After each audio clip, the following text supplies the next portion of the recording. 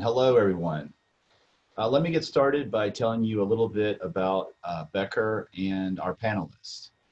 Becker's Construction Practice Group is well known nationally for its knowledge of the construction industry and experience effectively protecting the interests of its clients. Our firm has handled numerous and varied construction-related cases, many of which have involved complex delay issues, along with a multitude of defendants. Our construction attorneys represent clients in both transactions and disputes ranging from single and multi-family dwellings, large commercial buildings, planned unit developments, multi-use retail, industrial, and governmental projects. Chambers USA has recognized Becker's Construction Group. Every year it has published the Global Law Firm Ranking Guide, and we're currently in Band 1 by Chambers, which indicates the very top of the field according to clients and peers that are interviewed by Chambers. Now let me introduce our panelists. Claire Groover is of counsel with Becker's Orlando office. She is board certified in construction law and has over 32 years experience in project development, claims management, and litigation practice. She has represented contractors and sureties, architects and engineers, and owners, including large residential and condominiums, as well as resort, destination, and theme park developers. Randy Dow is a shareholder in the West Palm Beach office of Becker. His practice focuses on construction delay and defect claims. Randy also acts as statewide liability counsel for companies involved in the rental of scaffolding and construction equipment. Sanjay Kurian is a shareholder with Becker and Polyakov and has been with the firm for 18 years. He's board certified in construction law and represents owners and contractors on construction defect litigation and in first-party insurance claims. He's a frequent speaker on construction contract issues and very involved in the Florida Bar Construction Committee. Finally, let me tell you a little bit about myself. My name is Patrick Howell. I'm a board certified construction lawyer practicing in the Orlando, Central Florida area. I've represented condominiums and HOA clients, as well as developers, in a variety of construction claims. I've successfully tried construction cases and argued before the Florida Supreme Court and the Courts of Appeal. But enough about me. Let's get on to why we're all here and start this webinar: construction projects in the era of COVID-19. I'll start. I'm covering the first topic, which is active construction projects. I'm going to talk about safety preparedness, workforce illnesses, privacy concerns, and then the hot topic of masks and their mandates. When stay-at-home orders were enacted statewide here in Florida, the construction industry was exempted as an essential business. That meant that construction projects continued to move forward despite the virus. People were thrown into these situations and it was sink or swim. This presented the construction industry with the unique challenge of trying to quickly implement safety policies and procedures to protect its workforce from being infected, while also not disrupting day-to-day operations. It's been a learning process. What we've discovered is that there are some measures that a company can implement to protect its workers. Number one, educate its employees on the virus. And number two, by developing and implementing a COVID-19 preparedness plan. As to education, mandatory company-wide Zoom calls and presentations are absolutely essential. Topics should include: what is COVID-19? What are the symptoms? How does it spread? What are the ways to protect oneself? And how to prevent the virus from spreading to others. Your company should have continued staff meetings if there are any new updates from the CDC, or if the company implements new policies regarding COVID-19. So basically, communicating with your staff and with your workers is absolutely key. Construction companies should also develop an infectious disease preparedness and response plan to establish clear guidelines on how the company is handling COVID-19.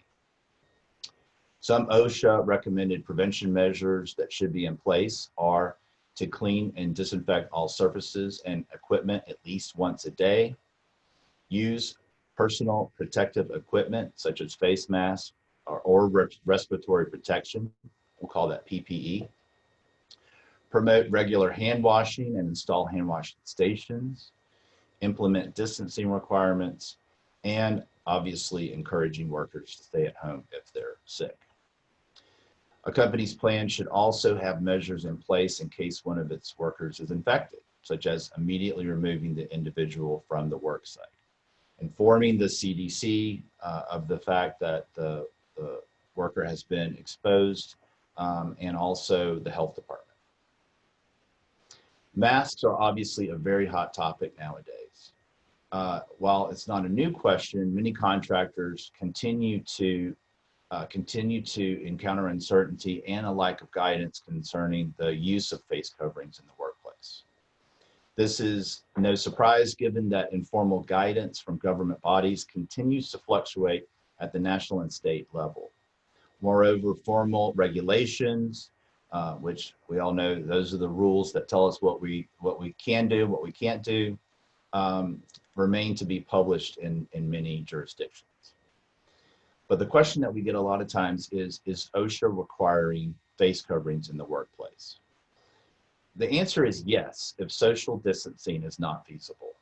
While OSHA has not implemented any new rules in response to COVID-19, OSHA has published non-binding agency guidance documents, which almost exclusively reference pre-existing rules under the OSH Act. One of these is the General Duty Clause. This is the clause that mandates that every employer in every circumstance provide to its workers, quote, employment in a place of employment which is free from recognized hazards that are causing or likely to cause death or serious physical harm. So that's the general premise that we're working with in every situation, in every workplace. This requirement is absolutely absolute, and it obligates employers to take whatever steps are necessary to eliminate recognized hazards that are likely to cause serious physical harm or death. The following advice is on the guidance on returning to work is that, quote, employers must conduct a hazard assessment in accordance with OSHA's PPE standard, if applicable, to determine the PPE requirements for their unique worksite. Employers subject to this standard must determine if PPE, such as gloves, surgical masks, and face shields, is necessary for employees to work safely. So that's the standard that we have, which is why I answered that question as yes, if social distancing is not feasible. What about other governmental agencies? What's going on there? It's a hodgepodge. Local municipalities here in Florida, such as Orange, Broward, and Dade counties, have issued executive orders requiring the use of face coverings. Some enforce these through fines. In a telling example of what may be on the horizon at the state level, 3 Orlando bars just had their liquor licenses revoked for allowing patrons to congregate at the bar when they should have been seated at tables and separated from other people. Loss of a liquor license is obviously a huge penalty for a business, and basically is the death knell for any sort of restaurant or bar that receives a lot of its income from its liquor license. What sort of face coverings are appropriate?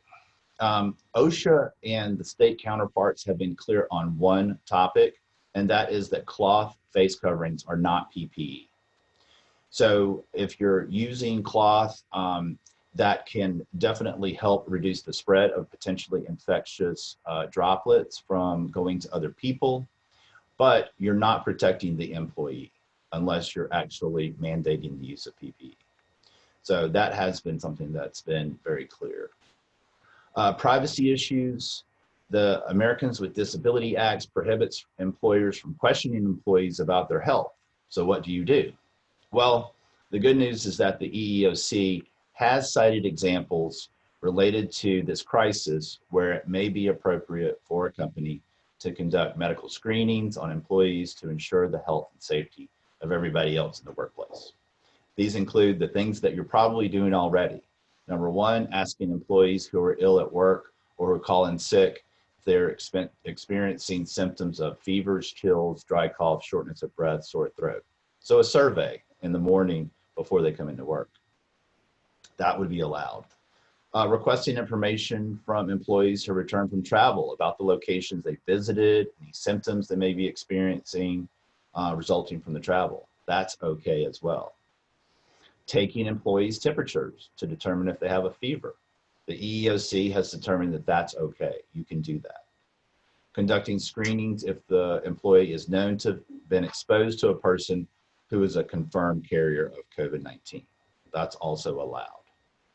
So despite these more lenient restrictions, I will say that the EEOC has said that requiring workers to submit to a COVID-19 antibody test is not allowed. So you can't force them to go take an antibody test. So those are some of the privacy concerns. The other thing to keep in mind is that with this information that you obtain, you've got to keep it private. You should not reveal the identity of any employee who tests positive for COVID-19. Instead, the employer should disclose to other employees simply that a coworker or a visitor to the office or a visitor to the job site has tested positive without disclosing any identities, and then go ahead and implement any appropriate safety protocols such as cleaning and disinfecting. An exception to this will occur if the employee who has tested positive gives you, the employer, written consent to make disclosures about his or her condition to coworkers. So if you get that written consent, you're good to go. Also with employee temperatures, those should be taken as privately as possible.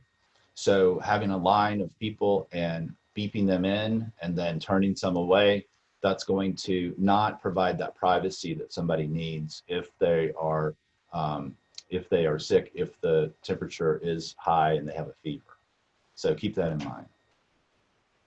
Obviously, all of the medical information that's gathered needs to be on separate forms. It needs to be kept under lock and key so that this stuff can't get out and can't be disseminated to other employees. The other thing is that all of these different laws and whatnot that I just mentioned, they all interplay with each other. So oftentimes it's going to require that you seek legal advice. It's not difficult to conceive of a scenario in which workers' compensation law, the ADA that I mentioned before, the Family Medical Leave Act, and the Families First Coronavirus Response Act all interplay in a question that you may have. It's going to all be confusing, and so reach out to your general counsel if you've got questions about that. Now, on to topic number 2, which I'll start, and then Sanjay Kurian's going to finish up. That is force majeure. Over the last few months, clients have been approaching me about the force majeure clauses in their contracts. They've also been asking me about them. You know, I don't have them in my contract. What do I do?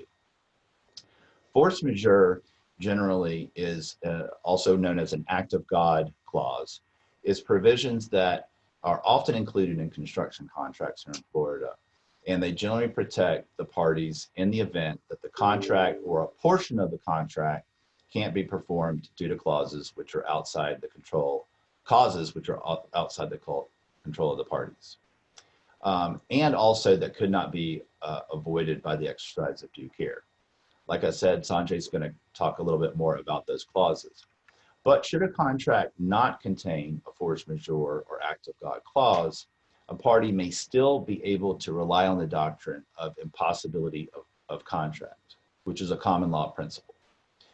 This doctrine will only be available in limited circumstances where the performance of the contract has become truly impossible, or where there's been a change of circumstances so fundamental that it would be unjust to hold the parties to their original agreement. Where the doctrine is deemed to apply, the contract will terminate, and then the parties will be released from all future obligations. I'll now turn it over to Sanjay. Sanjay, what do you have to add about force majeure clauses in the COVID-19 context? Sure, thank you, Patrick. Kind of the first thing, and I think it's important so everybody understands, is force majeure is not universally defined. As Patrick said, it's acts of God, but it's going to depend very much on what the specific contract says, because the language can be very different as to what the recourse is for each of the parties. Let me pull this up here. Let's see here.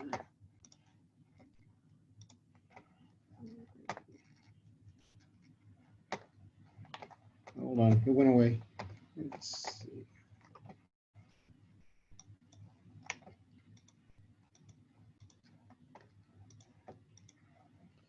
It's the joys of technology.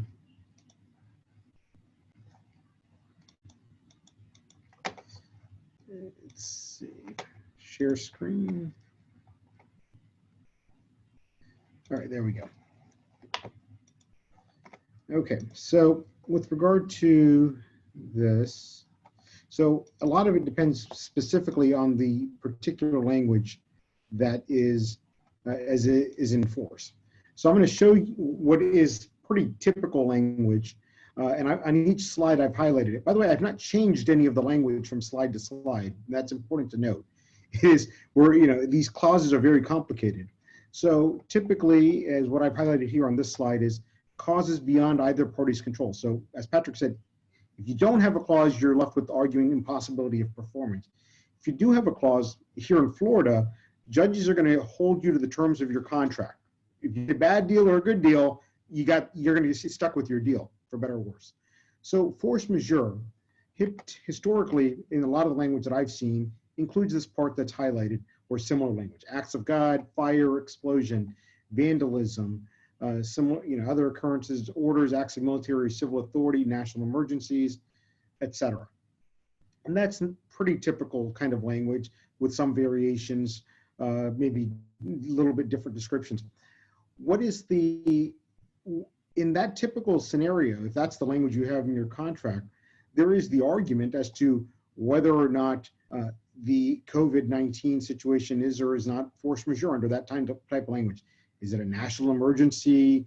The civil authorities ordered it to be, that they shut down the projects. I mean, a somewhat contrarian view is that since, as Patrick said, the governor's executive orders allowed construction pretty much to move forward unimpeded, was there any force majeure at all under the typical language? So those are all considerations.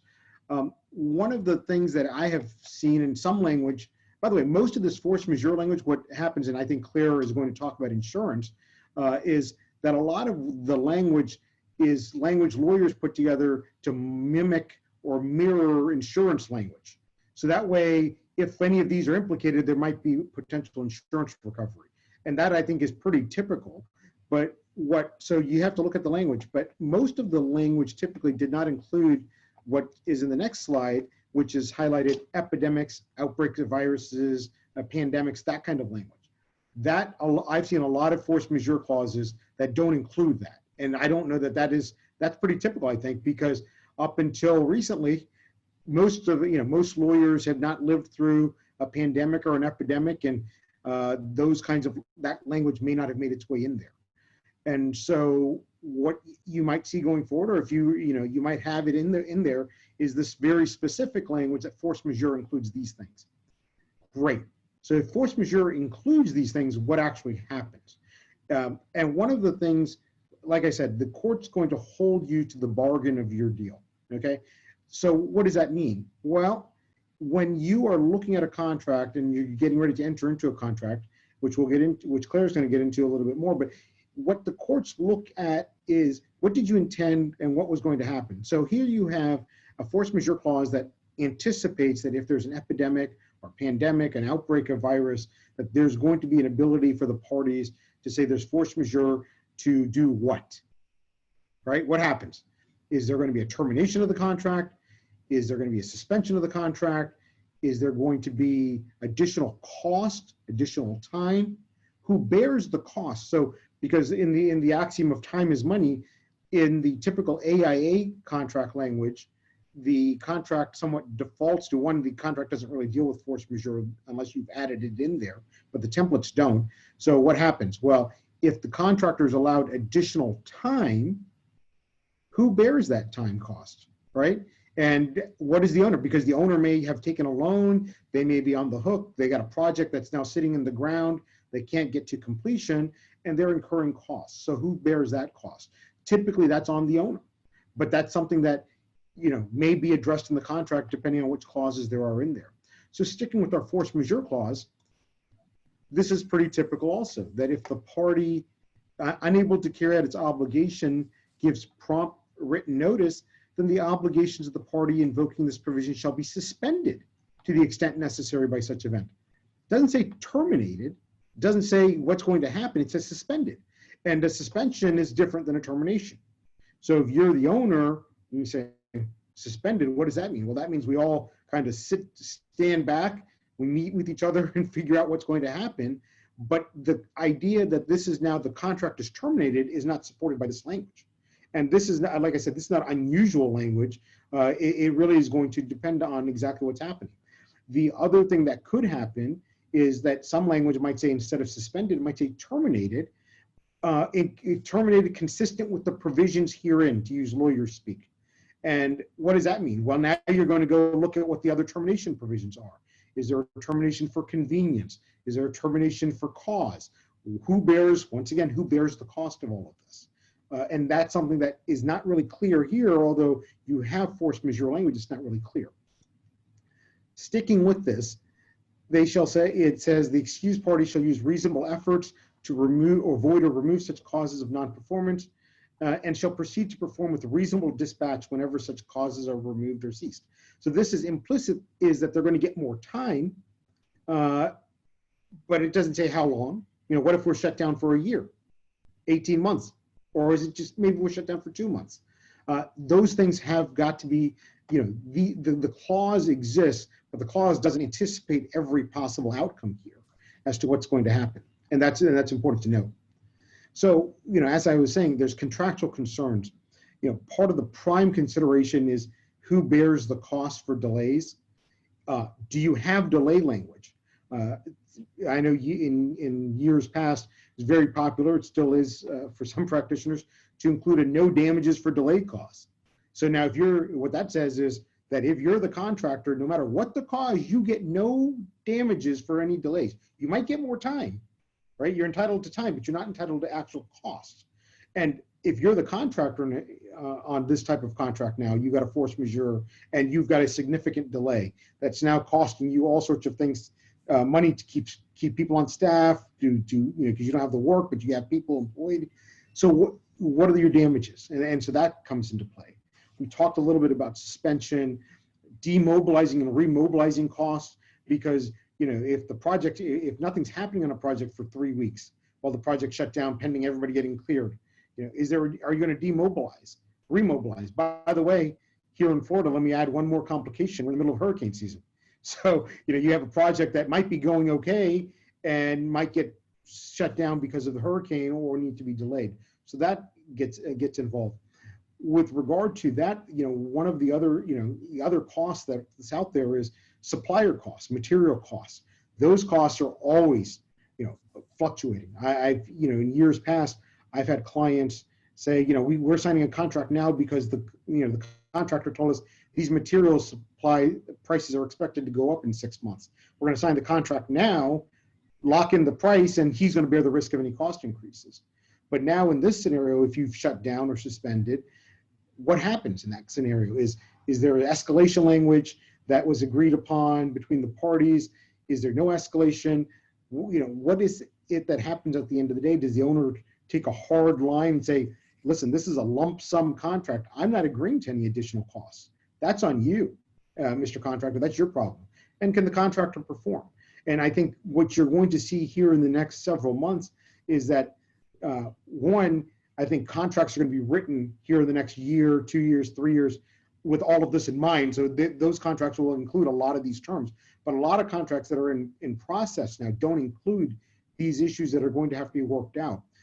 At the end of the day, you might have a termination issue. and that is, I don't ever, as usually representing owners, I don't take termination lightly. And the reason I don't take termination lightly is I think it's impossible to terminate without litigation. I really do, because I've had, unless the contractors are sick of the owner and the owner is sick of the contractor and everybody's, just happy to walk away from each other, almost every time there's some claim for additional damages from one side or the other. And so I always counsel clients to be very cautious about termination, the basis for termination.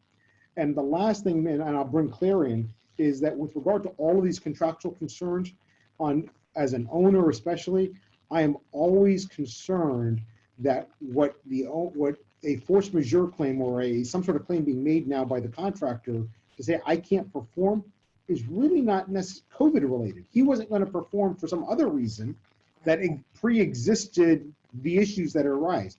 A good example of that is supplier cost, where that cost was going up unrelated to COVID, okay? And he now sees this, the contractor sees this as an opportunity to make sure that he can capture this increased cost. So one of the things that you might look at going forward, and it probably is not in most contracts, is to give some sort of audit ability, and I think Claire's probably going to address that, to do some sort of additional investigation about increased costs and those types of things. So those are a lot of the things that are at issue now about, and kind of the language, and you have to really parse down the language on not just the force majeure clause, but your delay language, your suspension, termination language, kind of bring it all together and say, holistically, how is this project going to work out, and what are the positions we want to take? And with that, let me stop my share here. And Claire, why don't you come on board and talk about contracts going forward? Great. I'm going to share my screen because what I want to do is backtrack a little, if I can get this right.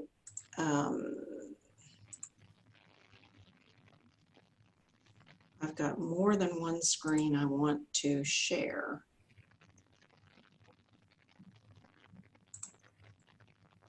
Let's see if that'll work. Can you see a pink sheet on your screen? I see it. Okay. Sanjay did an excellent job of identifying the landscape for force majeure and raising really significant issues about, particularly under the AIA documents, what do we have if we have an AIA document just that has not been revised. One of the questions that we got before the presentation today I thought was very astute, and that was really, how do you handle a force majeure under an AIA document? So what I did was I pulled up the AIA document. It's 8.3.1, that language that says, if the contractor is delayed, and it goes through several scenarios, and then it says, by labor disputes, fire, all of these sorts of things, or other causes beyond the contractor's control. And then there's some other causes that might be owner related, but in my opinion, this is not a very balanced provision that would direct how to extend time or pay costs. It's not balanced in that our true force majeure situation is a cataclysmic event over which neither party has any control or has any fault in creating. And that's exactly what we've got with the pandemic. But the question is, how do we solve this? And I would just suggest to everybody that to a great extent, there's nothing new under the sun. And we've got old rules with new application to a pandemic. So let's think logically in how do we use the tools in the contract already. What we like to do, Sanjay and I are kind of colleagues on a lot of transactional work. And I work also with other folks within our organization. And we have to look holistically, like Sanjay said, at not only force majeure, like weather events, and we have to think about impact on suspending the project. Is this a governmental order that suspends work? Well, In Florida, we didn't have to suspend work. It was an essential service, although my colleagues up in Pennsylvania were really faced with a quandary for a period of time because they were completely shut down, everything, even construction sites. I think that the market in the United States has sort of restabilized and realized, oh, we can't really do that. That's going to create a much bigger problem that's going to have a ripple effect everywhere. But in Florida, fortunately, we had threats of our job sites being shut down, particularly down in Miami-Dade County. It didn't happen, mercifully. But now the question becomes, what does the contractor do? And Patrick took us through a lot of the hygiene issues, but think about it again, you go back to your contract. The contractor has always had the responsibility on its shoulders of safety and health, not just for its own employees, but also for those subcontractors. The duty to those subcontractors is also to coordinate them and schedule them and sequence them in a way that they're going to be efficient. But now we've got sequencing issues because of distancing. So how does a contractor take a look at its labor supply and its management or direction rather of subcontractors in terms of sequencing them? And what does it look like now? Well, it's a labor issue. And so it's arguably a labor cost. Now there's nothing exotic about that. You just have a new circumstance that is pushing a contractor into additional costs because of timing and sequencing. So you look at that. Just as a sideline, we're going to get into insurance more deeply in a moment, but let's think about, while we're thinking about labor, let's think about our workers' comp. Our workers' comp carrier, any of those bulletins that are coming out from the state regarding employees' health and safety issues, maybe they're putting out posters, signs. You can put your own posters up on the job, and that's not an exotic thing either, because we've got workers' comp notices posted in our break rooms, and we're used to those kinds of notices. It's just another notice. And so our workers' comp and also the privacy laws under our 440 in Chapter 440 in Florida, if you've got a project that has an owner-controlled insurance program, already you've got a practice for how to handle drug information, drug test information.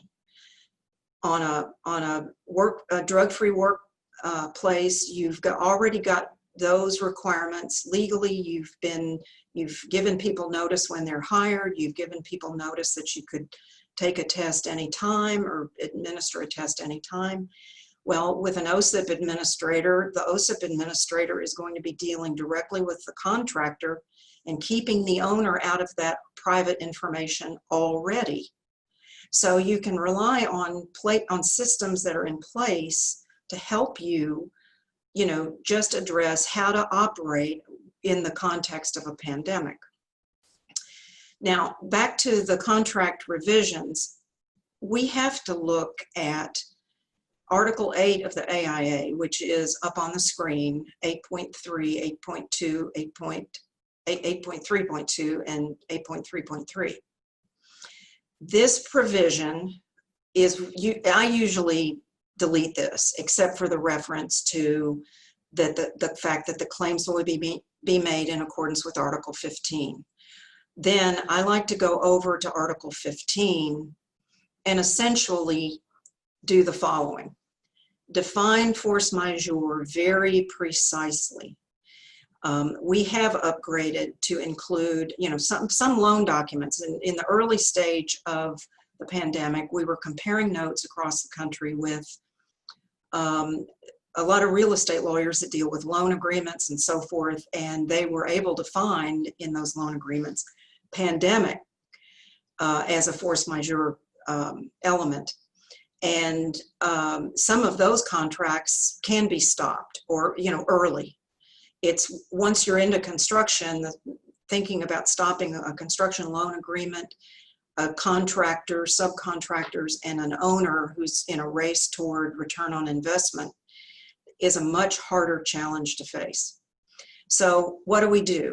Well, in our agreements, what we like to do in that Article 15 is we come up with an objective standard for measuring extraordinary weather. That matters because only typically named storms are going to be covered by your builder's risk property coverage.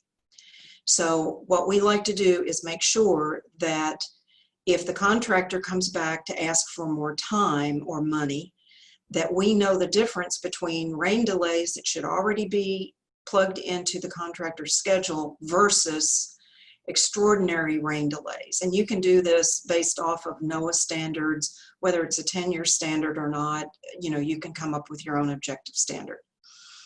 So that deals with extraordinary rain delays. And then your named storms, your hurricanes and so forth, those are going to be addressed as they ordinarily are. Even in a fixed price contract, you don't want to bake in to the cost of hurricane preparedness measures. You want to make sure you know that the contractor has a program like that. You may even want to make it an exhibit to the contract. But the fact is, you don't want to ask the contractor to take the risk on that because, what is the damage going to be at the time? If the contractor fluffed in a high number, well, that's more profit for him. Good for him. But if he put in too low a number and it's a higher number, we've got to really look at fairness because we're all in it together. The more that we can break out costs that are specifically relevant to for example, named storm and the damage that ensues, that is documentary evidence that will go over to the builder's risk carrier and will demonstrate these are the actual losses. This is the actual lost time. So we like to make sure that our article, what I call for our purposes, Article 15 changes, reflect an alternative so that we don't outsmart ourselves. In other words, we don't write ourselves outside of the insurance coverage. The builder's risk, Sanjay, you've got a question? Just there was a question that came in that I think, based on something that you've talked about, kind of ties in, which is, the question was, how would you approach it as a contractor as opposed to an owner? And I think you just said, you want to make sure the project succeeds, right? I mean, that's kind of the implication. So, and I just wanted to get your thoughts on that, because my own thought in negotiating contracts is, I have dealt with lawyers who basically are negotiating a contract as if it's completely adversarial and they're going to guarantee the project fails. And that is not, I'm not interested in that for my clients. So from my standpoint, I don't necessarily think the things that we're talking about are different if I'm a contractor as opposed to an owner. I'm looking at what you've been talking about, which is insurability, right? And making sure we're all on the same page. What is your thought? I mean, is it different on the contractor side? Well, I'm a big fan of unit prices, and we can get labor unit prices, and we can get a per diem on general conditions. These things are knowable at the time of contracting. So let's take a fixed price contract with a contractor. Of course, the best way is to say, from the contractor standpoint, here's my hurricane preparedness protocol. And I can give you labor rates, and we can do whatever the material rates are at the time. In today's market, you're going to get a question mark in that unit price blank because of the fluctuating material costs. But you can say prevailing at the time and place, and then just say, look, we're going to handle this just like you would any other change order. Because your change order pricing, let's just deal with the prep and the cleanup of the site once we know what we're up against. And if you've got a good change order provision, you're going to have, and unit prices, go to those and see, even contracts that are already signed and underway, we can't necessarily go back and change them, but look at the change order mechanism for adding costs to the project, and also see if you can't get an agreement. I mean, the owner would want to have an agreement for open book, and perhaps on all of those change orders, they already have that.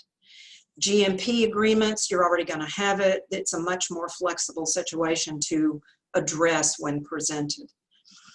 Claire, The thing, we're coming up on about 15 minutes till the end of the hour, and I know you still have a lot to talk about in insurance. So well, I wanted, yeah, the insurance, let me just cover real quickly. Let me see if I can change my screen that I am sharing. We have a handout that we will send to everyone that really covers construction in this era. And it covers the insurances, which really are, I've talked about workers' comp. The builder's risk is the provision that we look for garden variety force majeure, hurricanes. And there might be some pollution liability was at one time hinted at early in this era as a source for coverage. I would, number one, recommend that you review all of your insurance policies, and particularly for a virus exclusion, because these are written in various ways. It's assured that the insurance industry at this point is going to move to call, their endorsement is going to be, it's going to list bacteria, virus, pandemics, everything for exclusions going forward. But it's not a foregone conclusion that those endorsements of the past will preclude recovery under this pandemic, because a virus is not bacteria. But the commercial general liability coverage is another one, and business interruption policies. But we now have a famous case of Wimbledon having paid an pretty hefty premium for multiple years, where they recovered a portion of their loss because Wimbledon had to close down. These policies typically are pushed aside because the premiums are so significant.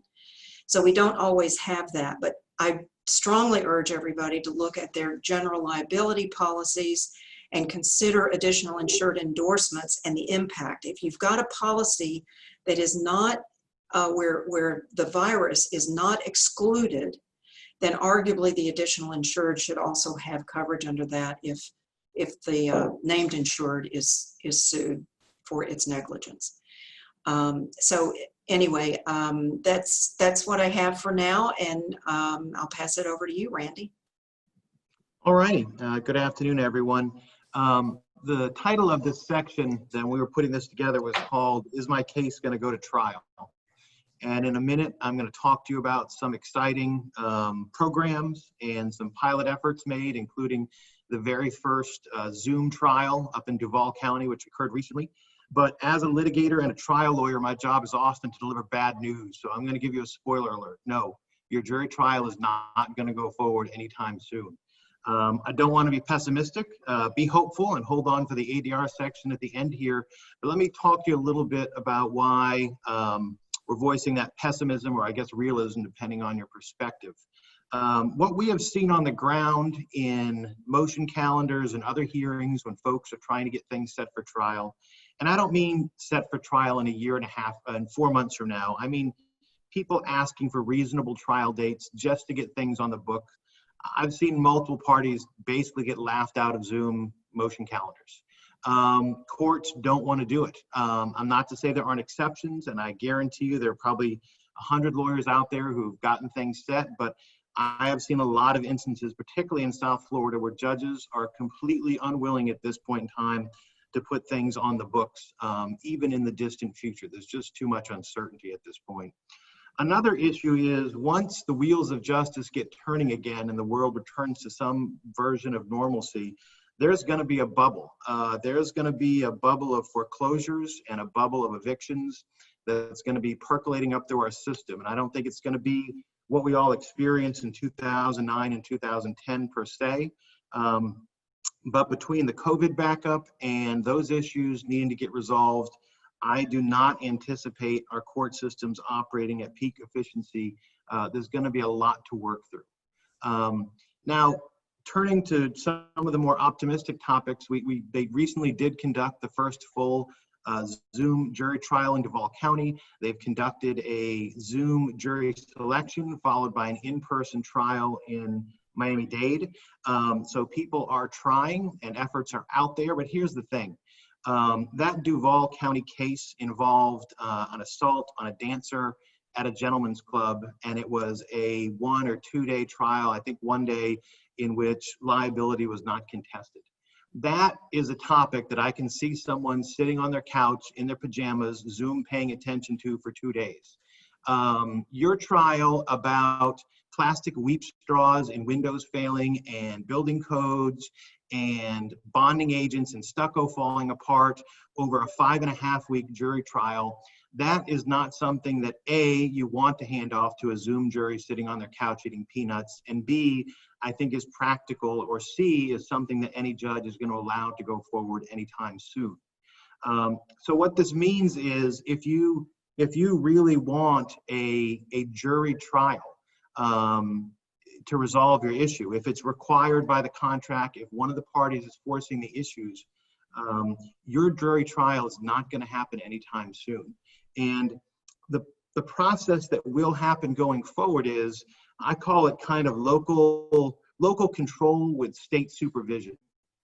The state Supreme Court, through an operating subgroup, has created an outline for a 4-phase opening of all the courts. And they've set benchmarks for all the phases of progressing through that to get folks back into court full time. The benchmarks to go from one phase to the other are nothing earth-shattering, although they were very well thought through and they're very well written. They include things such as no one in the court having COVID in the past 14 days, local conditions deteriorating, not going bad, not going backwards. And as we've all seen throughout this whole COVID process, there have been plenty of ups and downs. This is not a straight line to peace and harmony and us all getting back to work. And so as any court is going to move through those 4 phases, it's going to be a slow process. It's going to be a grind. And honestly, I'd be shocked if there weren't reversals where courts move from phase 1 to phase 2 and then back. 2 step forwards, 1 step back. We all want good news, and there has been some hopeful good news in Florida lately. I look for it every day. But it is going to be a long process under that guidance, which is good guidance set forth by the Supreme Court, for any of the courts to move forward to phases 3 or 4, where you're actually getting a decent amount of folks back into a courthouse and getting work done and getting jury trials taken care of. So given those realities, despite what are some very bold efforts and some very hard work by some very smart people, it's not happening anytime soon. And that only highlights the importance of the last section of this, which I'm going to talk to a little bit, and then bring in Patrick and maybe some others, which is ADR.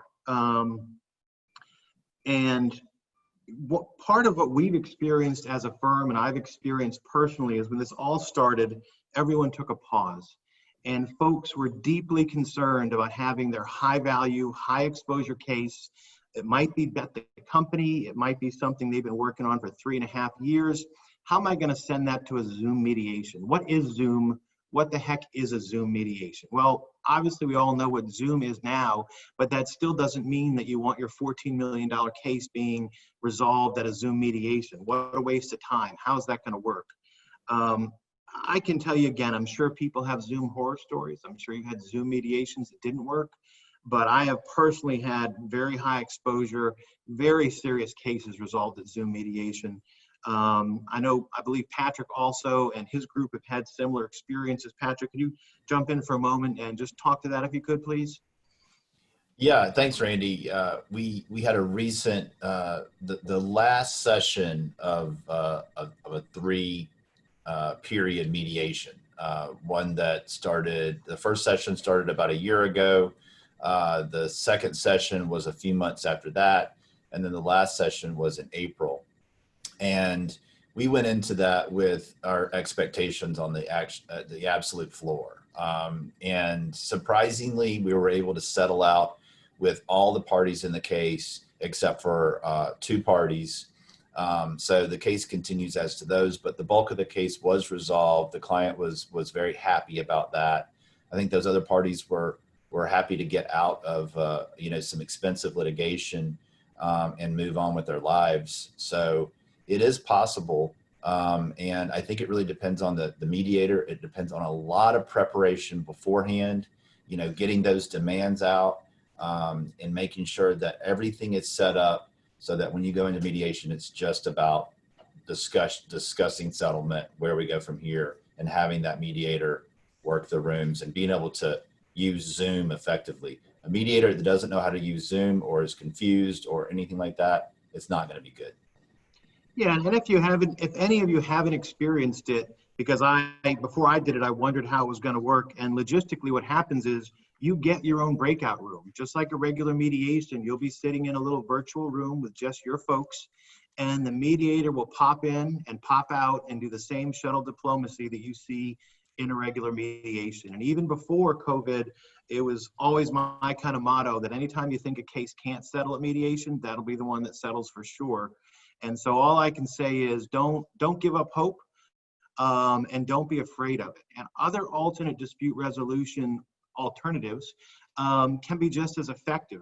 We've also been involved in arbitrations, both by agreement, where parties weren't heading to arbitration until this happened, and also situations where judges have put us off to non-binding arbitration. And it is, by definition, what I just said is non-binding, but part of what makes a trial and makes it work for everyone is it focuses the minds, it instills fear in people, honestly, and it gives you a deadline. And these other alternatives, such as non-binding arbitration, or perhaps even giving up your right to a jury trial and going with a bench trial, they provide that same oomph. And it's not always the same. And I'm sure some of you folks have issues that you really want a jury. You've got the story value advantage in the case, and you're not giving that up. And I'm not telling you to.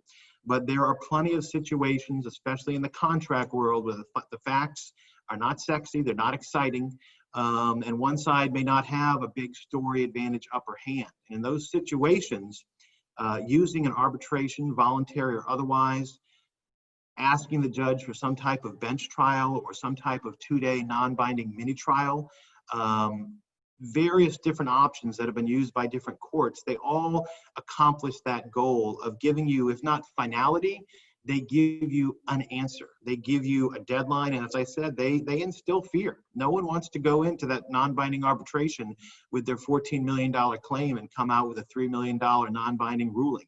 That's crushing. And so it will focus the settlement mind. It will focus you on your case.